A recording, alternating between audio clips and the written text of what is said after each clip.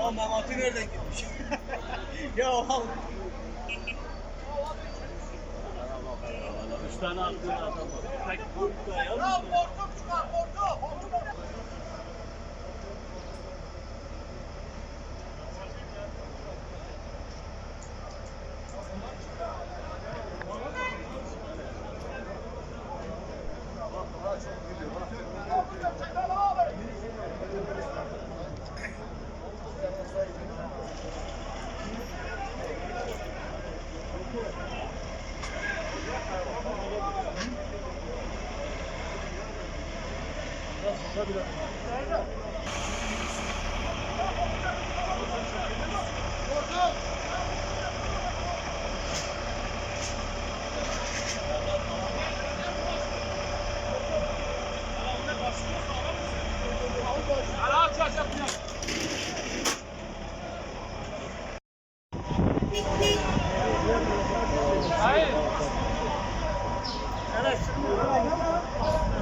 Ya polisler falan atacaklar ya.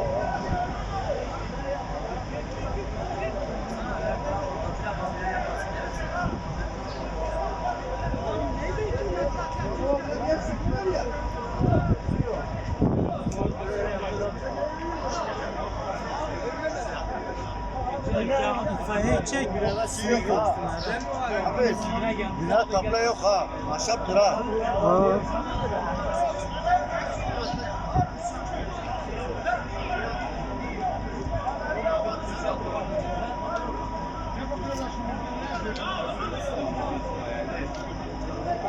Abi çıkı bu ha. Tabla yok ha. Ahşaptır hep ha. Bu daha kaliteli çekiyor.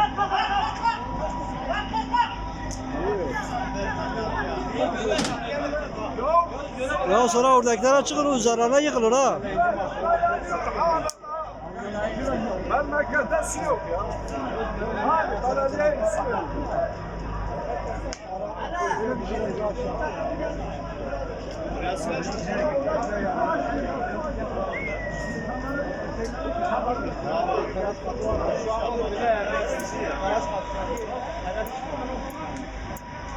Ne yapıyorlar oğlum bunlar? Hepsi yani, hepsi. Ha, sıra geldi. Aşağı yukarı başladı. Ya belediyenin bir şey var mı? Hadi binaya belediye yok. Hayır, ben yol yapmışım.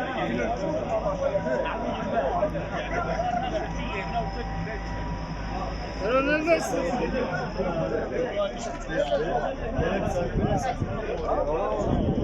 Saat yani. Hep sen.